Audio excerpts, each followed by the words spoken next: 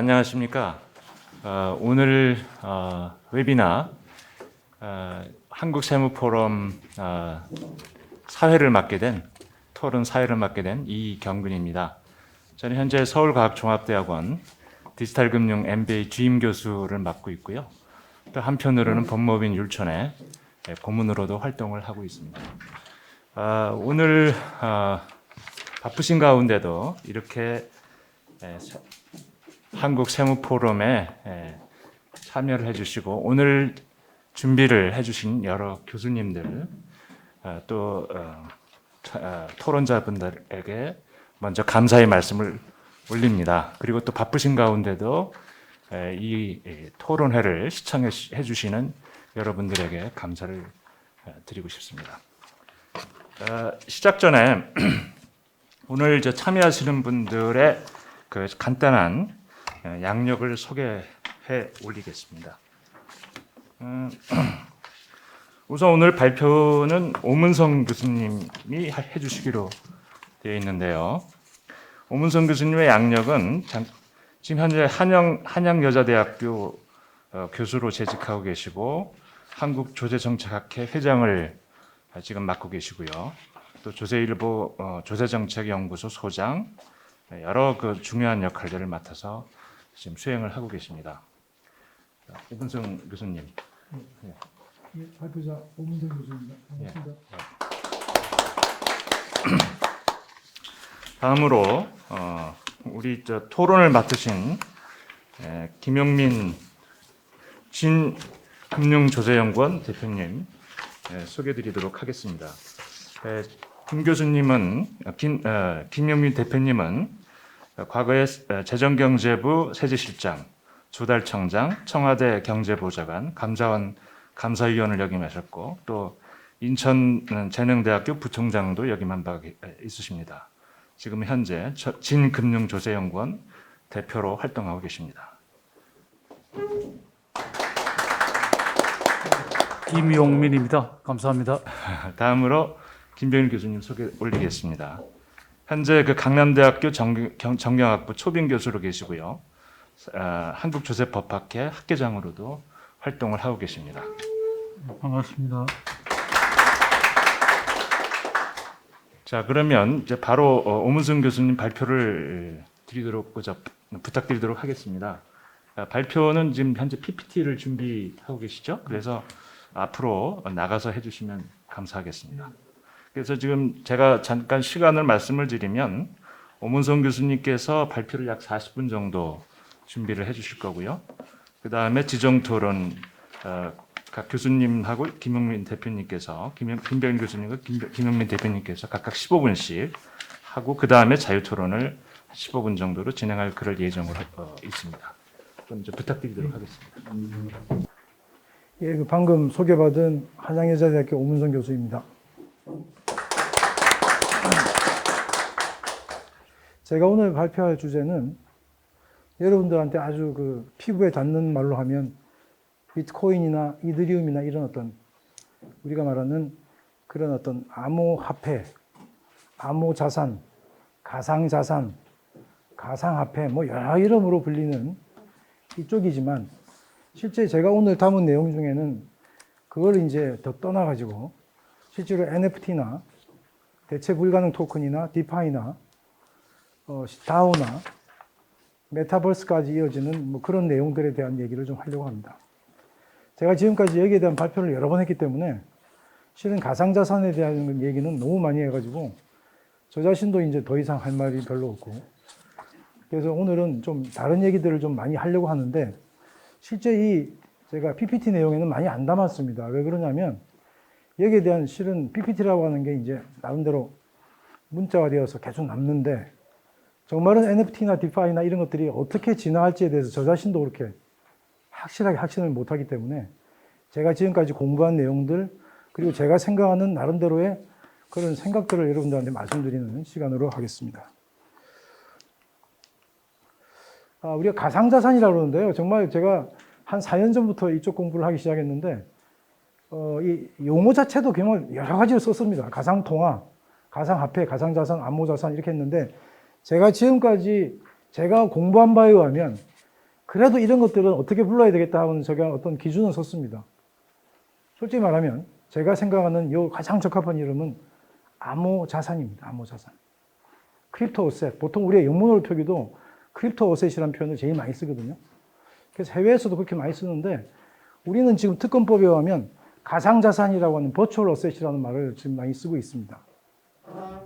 근데 버추얼이라는 말은 실은 예전에 지금 제가 말씀드리는 크립토 어셋보다는 좀 범위가 넓고요. 그 다음에 또 하나는 통화라는 말을 제가 화폐나 통화라는 말을 제가 안 쓰려고 하는 이유는 비트코인이나 이더나 이런 어떤 여러 가지 어떤 지금 여기 보이는 그 알트코인류들 다 합쳐서 이것들이 향후에 통화의 어떤 그 기능을 할 것인가, 화폐의 기능을 할 것인가에 대해서 저는 굉장히 좀 불확실하다고 생각하고 있습니다. 그래서 저는 그러다 보니까 이제 암호자산이라는 말을 쓰게 되고 암호라고 하는 이 크립토라고 하는 이것이 이제 이 속성을 굉장히 잘 나타내고 있는데요.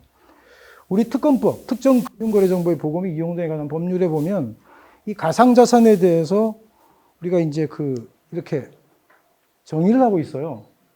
정의를 하고 있는데 이 가상자산이랑 이렇게 쭉 정의하고 밑에 있는 가부터 사까지 이걸 제외한다라고 되어 있는데 하다 보면 굉장히 그 가상자산의 범위가 실은 그 가나 다 사까지를 제외하고 그 나머지기 때문에 첫 번째 제가 지금 최근에 있었던 이슈 중에 NFT가 이게 가상자산이 아니냐에 대한 얘기.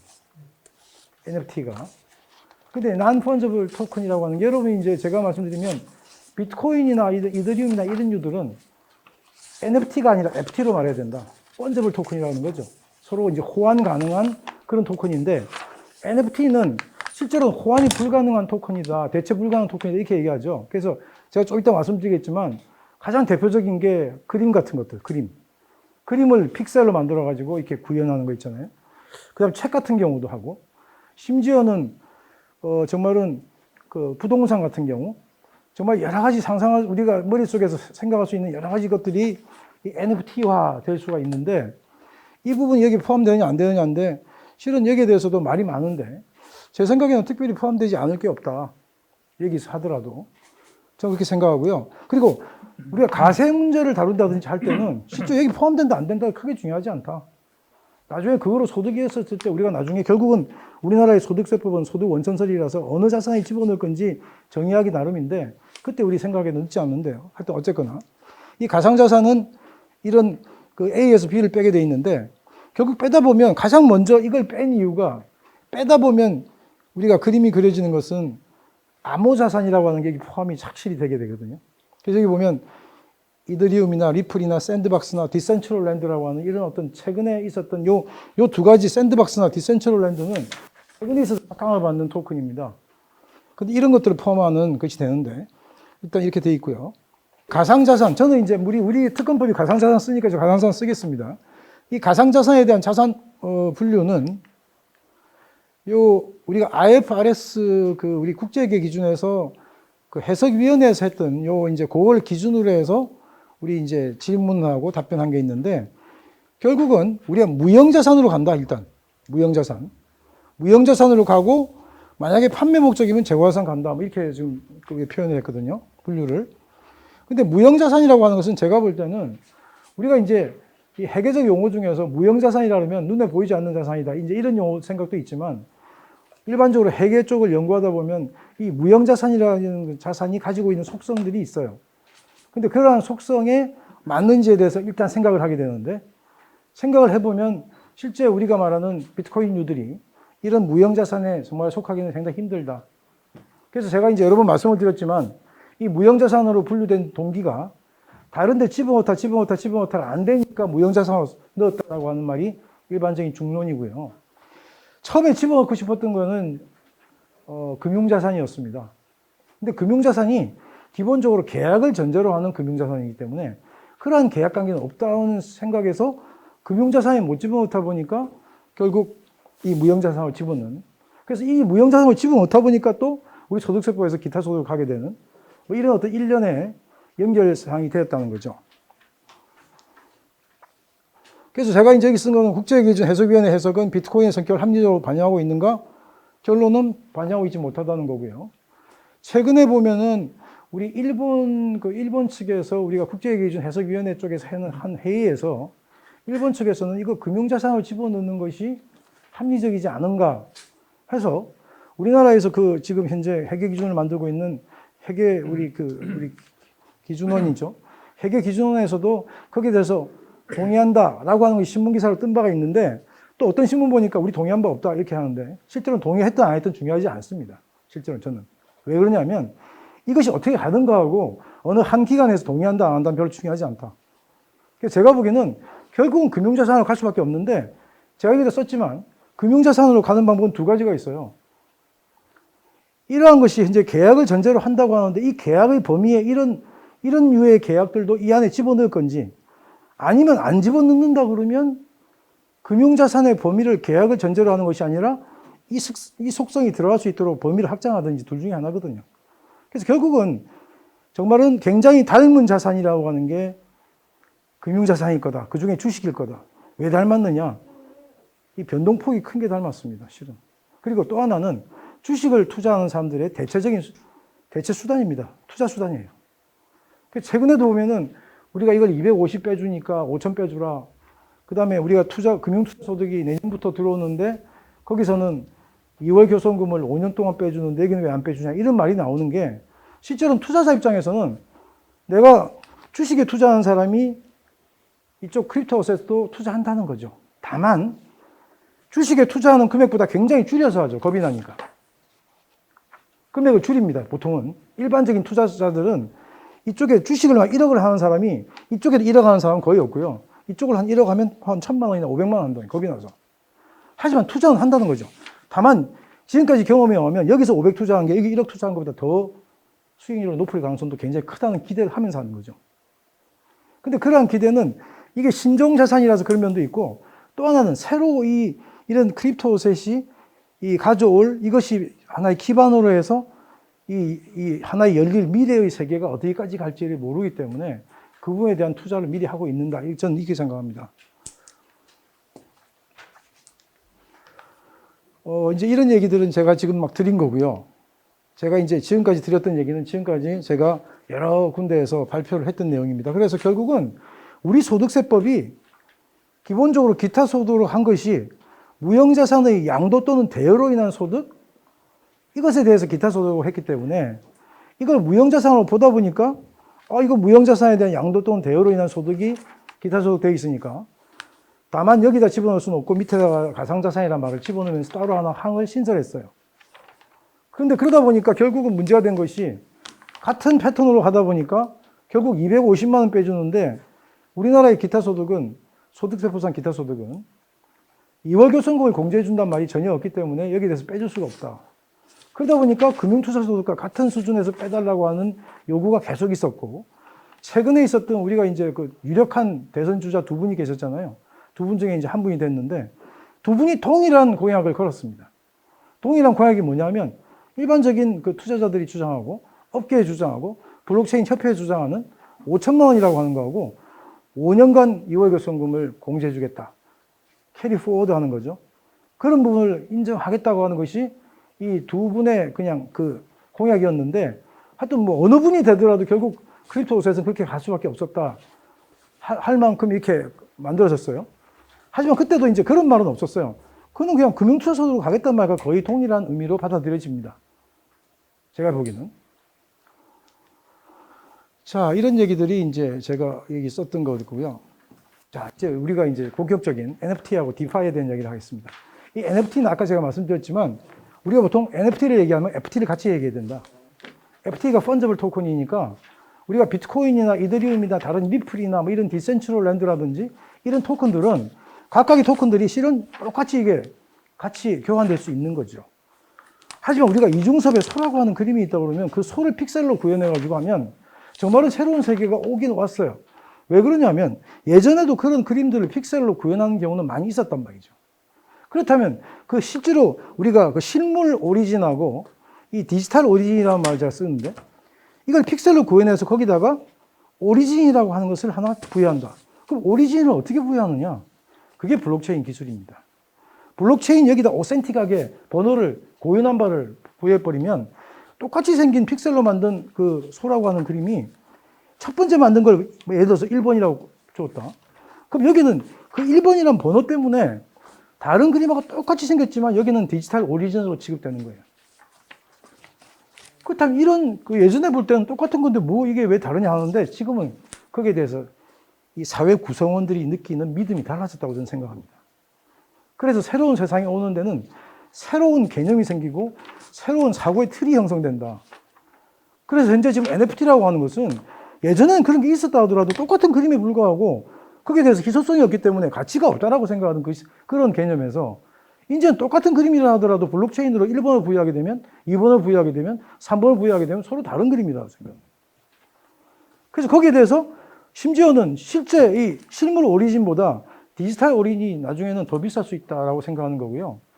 여러분이 이제 보통 이 NFT 얘기할 때 처음 나오는 그 책 같은 거 읽어보면 크립토 펑크라고 하는 게 있어요. 여러분 혹시 찾아보면 네이버에 찾아보면 이 크립토 펑크라고 하는 사람 그림을 픽셀식으로 이렇게 그려놓은 건데요. 이게 만들어 놓은 거예요. 그게 10,000개가 처음에 만들어졌는데 그 10,000개가 얼굴들이 참 틀린데 그 중에서 가장 희소성 있는 것이 에일리언이라고 외계인 크립토 펑크가 있어요. 그 외계인 크립토 펑크 중에서도 마스크를 쓰고 있는 크립토 펑크가 있어요. 이 크립토 펑크가 최근에 엄청난 가격으로 팔렸거든요. 그럼 사람들이 그 크립토 펑크를 사는 사람들 그거 어디다 쓰려고 사느냐. 쉽게 말하면 여러분들이 카카오톡에 대문 사진을 그거로 바꾸는 겁니다. 제가 예를 들어서 그걸 60억에 샀다, 80억에 샀다. 그럼 그걸 사가지고 제 사진 대신 그 에일리언 크립토 펑크 샵 번호 7091 예를 들면 그걸 이렇게 올려놓는 거죠. 그 실제로 그 크립토 펑크가 해외에서 굉장히 유명한 돈 많은 연예인한테 팔렸습니다. 팔려가지고 그게 지금 대문 사진으로 돌아다니는 거죠. 그럼 그걸 아는 사람들은 이 사람에 대해서 이 사람은 굉장히 이걸 살 만큼 재력이 있는 사람이구나 이걸 인정하는 거예요. 쉽게 말하면 사치품이 된 거예요. 그걸 어떻게 이해할 거냐? 이해하지도 못하고 거기에 대해서 관심도 없는 사람도 가치가 없는 겁니다. 근데 거기에 대해서 가치를 두겠다는 현재 사회적 그룹이 생겼고 거기에 대해서 인정을 하고 있다는 게 무서운 거죠. 여러분 메타버스라고 하는 걸 제가 한번 말씀드리면 저도 메타버스가 뭔지에 대해서 생각을 정말 많이 해봤어요. 근데 제가 생각하는 가장 쉬운 메타버스에 대한 세계를 여러분들한테 말씀을 드리면 자, 제가 독일에 땅을 사러 갑니다. 제가 독일에 땅을 사러 가려면 어떻게 가야 되죠? 제 비행기를 타고 가죠. 독일의 땅에 대한 매도자, 땅을 먼저 관찰해야 되고 땅에 대한 매도자, 그 땅을 브로커리지하고 있는 변호사, 로이어가 나올 거예요. 그래서 거기서 돈을 주고 하여튼 땅이 거래된다. 그런데 현재 메타버스라고 하는 사회는 메타버스가 있으면 메타버스 상에서 내 아바타가 가는 거예요. 근데 그 아바타가 나의 아바타인지 어떻게 아느냐? 그게 블록체인 기술로 인증하는 거예요. 오센틱하게. 그렇다면 그쪽에 땅을 파는 사람과 사는 사람의 그 아바타들이 만나는 거예요. 그 옆에 이제 변호사 아바타가 나오겠죠.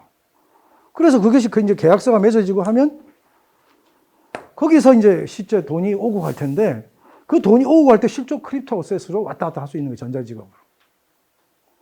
제가 지금 말씀드리는 게 확실하진 않지만 제가 지금까지 나와 있는 자료들을 보면서 미래의 그 메타버스라는 사회가 이렇게 형성될 거라는 생각을 해보고요.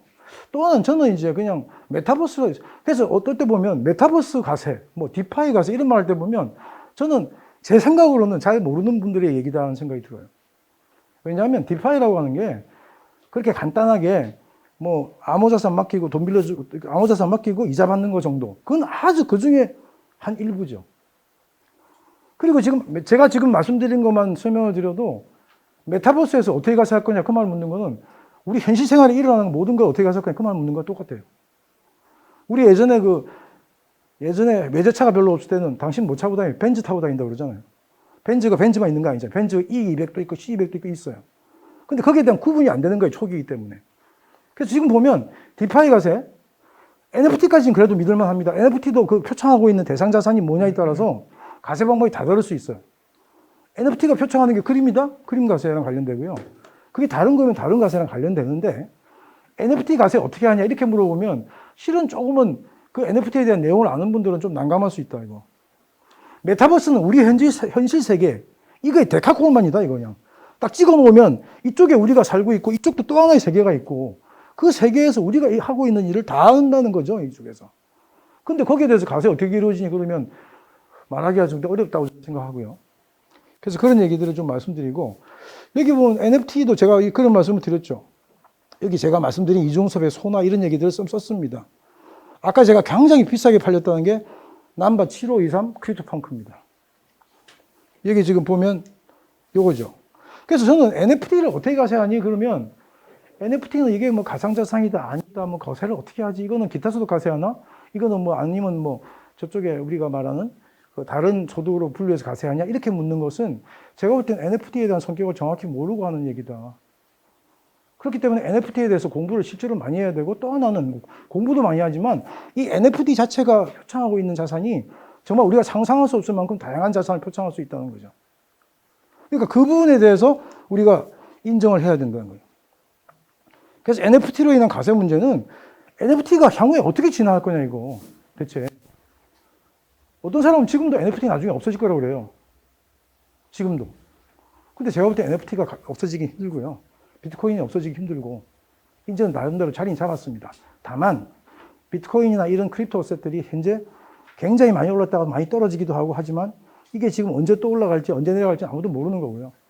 실제는 저는 이렇게 생각해요. 크립토 어셋이 언더라잉 어셋이 없기 때문에 기초자산이 없다는 것은 두 가지 의미가 있다. 언제라도 제로 될 수 있다, 가치가. 하지만 거꾸로 말하면 어디가 가치인지 모른다는 생각이 들어요. 그리고 여러분들이 생각하는 이 그 코인들도 성격이 다 다릅니다.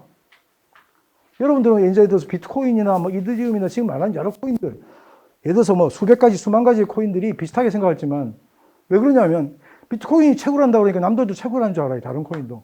채굴하지 않는 코인 많습니다. 지금 이더리움 하더라도 채굴하다가 지금 현재 그 우리가 지분 증명으로 넘어간다고 그러잖아요. 그죠? 작업 증명, 지분 증명 이런 말을 하지 않습니까?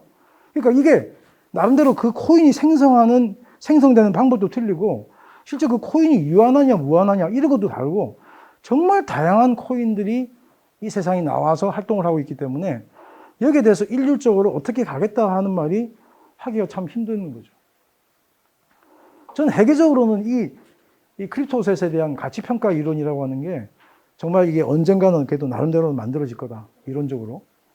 이런 생각이 들면서 제가 말씀을 드리고요. 이 DeFi도 마찬가지다. Decentralized Finance인데요. 이게 지금 제가 이에 대해서 잠깐 설명했지만 현재 클래시카라는 이렇게 금융기관, 금융제도는 금융에 대한 수요자와 공급자 중간에 금융기관이 있습니다. 근데 지금 현재 DeFi는 금융의 수요자와 공급자 중간에 금융기관이 배제됩니다. 그럼 뭐가 들어와 있느냐? 블록체인 시스템이 들어와 있어요. 블록체인 시스템이 들어와 있다는 거죠. 그러니까 이게 지금 이러한 어떤 금융의 수요자와 금융의 공급자가 있을 때 금융기관을 배제하고 스마트 컨트랙트를 위주로 하는 이 블록체인 시스템이 들어와 있다는 것은 정말은 우리가 지금 현재 이루어지고 있는 모든 금융의 모습들이 여기 다 올라갈 수 있다는 거예요. 그런데 여기 보면은 대부분이 이제 디파이라고 그러면은 우리가 그 암호자산을 맡겨놓고 거기에 대한 이자를 받는다. 근데 어떨 때 보면 야, 그 이자가 왜 이렇게 비싸지 이거? 여러분 어떻게 보면 참 재밌는 게요. 요즘같이 이자율이 낮은 이 세상에 이 디파이를 통해서 스테이킹을 통해서 하게 되면 이자율이 굉장히 높은 경우가 많아요. 근데 스테이킹을 하게 되면 자기가 일정 동안 기간 동안 묻어놓고 그 토큰을 팔 수가 없어가지고 거기에 대해서 만약에 가격이 하락을 하거나 올라가게 되면 실제로 굉장한 레버리지 효과가 있고요. 거기에 대해서 팔 수가 없기 때문에 거기에 대한 이자를 또 주는 거예요. 근데 그 가지고 있는 그 스테이킹한 그 지분들은 그걸 가지고 블록체인 시스템을 운영하는 데 또 쓴다는 거죠.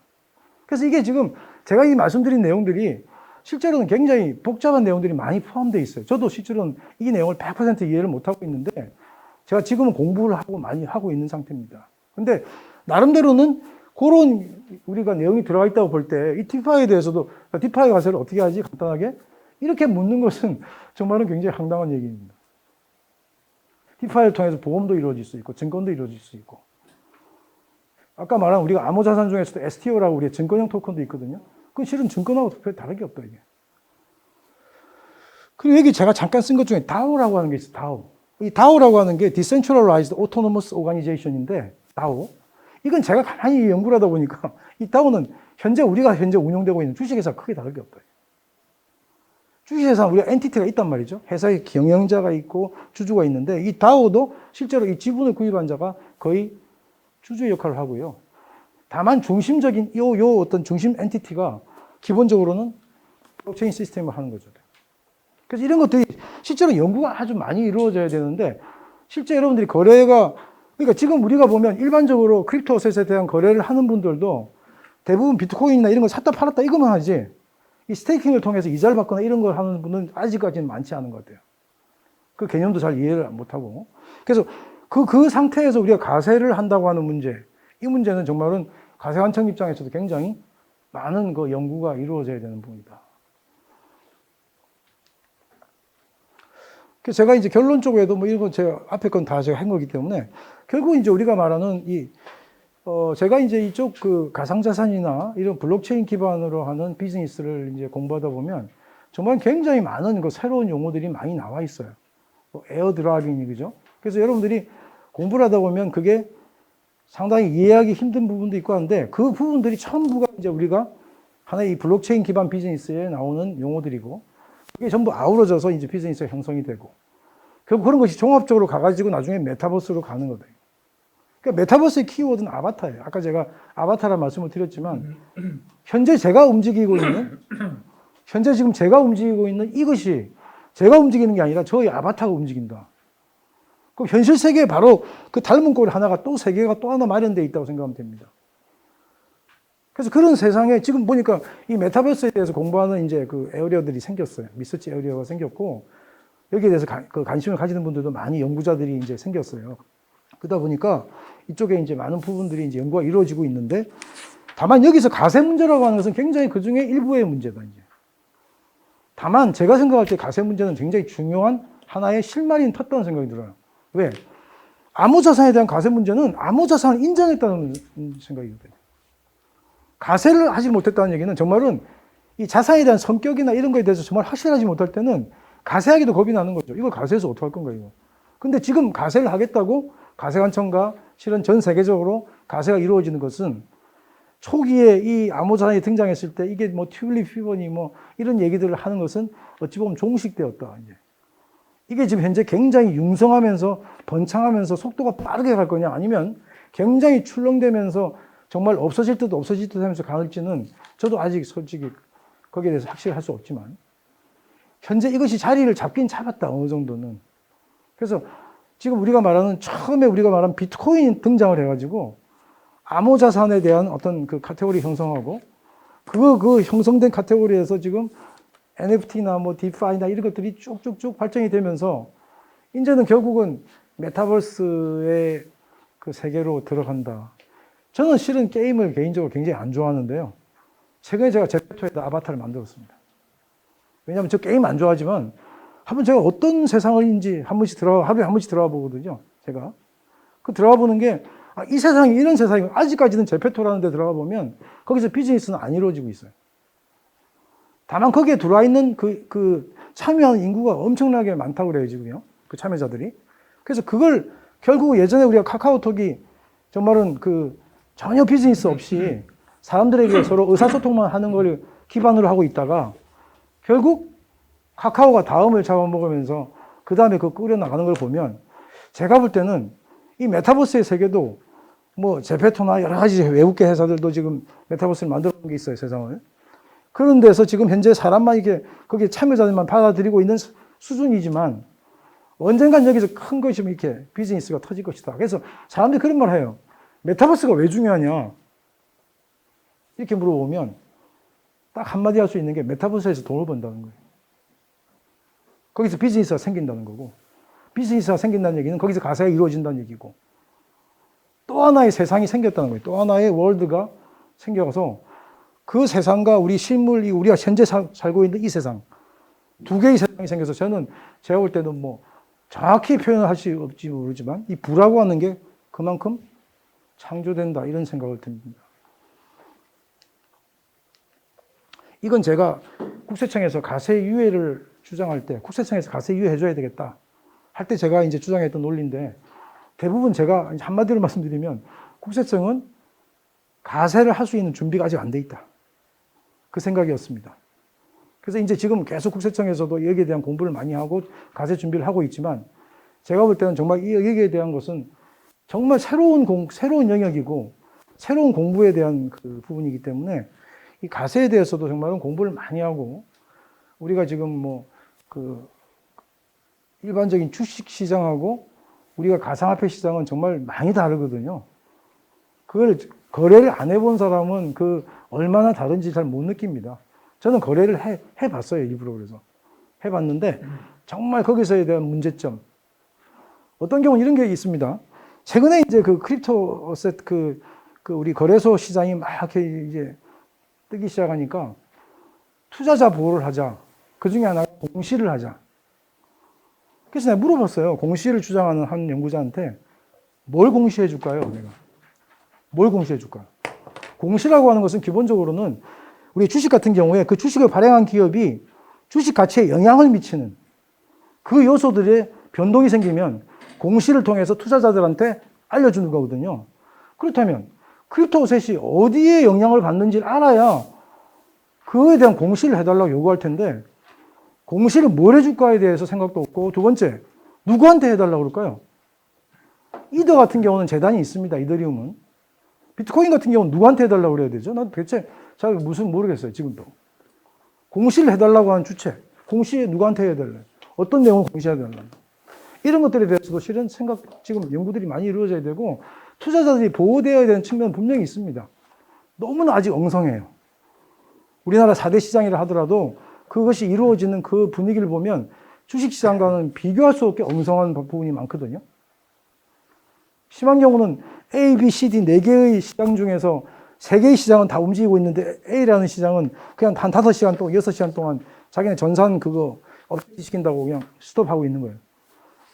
그럼 이 경우에 어떻게 이걸 가서 그걸 예측해서 다른 시장에 넘겨가지고 팔아야 되는데 팔고 싶을 때는 하여튼 이런 부분들을 시작해서 굉장히 지금 현재 우리가 어찌 보면 개선해야 될 부분은 굉장히 많은데 그 부분들에 대해서 아직 투자자들도 확실히 요구할 수 있는 뭐 그런 어떤 지식이나 정보도 아직 없고 해서 이쪽 부분은 정말 공부를 많이 해야 되지 않나 하는 생각이 듭니다. 자, 오늘 제가 말씀드릴 건 거의 다 했는데요. 저는 이제 이거 하면서 느끼는 게 정말 아직까지도 많은 부분이 블랙박스다. 많은 부분이 블랙박스라서 여기에 대한 많은 연구자들께서 이 부분에 대한 연구를 많이 하셔가지고 이 세상에다 자꾸 이제 알려주고 하는 그런 역할들이 정말 다른 분야보다 이 부분은 정말 중요하지 않을까 하는 생각을 하면서 연구를 합니다. 감사합니다. 제목에서 나타나듯이 가상자산, NFT, 디파이 여러 가지 다양한 모습을 짧은 시간 내에 그 주요한 특징들을 설명해 주시면서 이 과세 인프라 구축이 아직 되려면은 좀 더 시간이 필요하고 많은 연구자들의 연구 이런 발표 이런 것들이 좀 축적이 돼야 되지 않는가. 그래야만 제대로 된 과세를 하지 않겠느냐 하는 그런 요지의 발표를 해주신 것으로 요약을 할 수 있을 것 같습니다.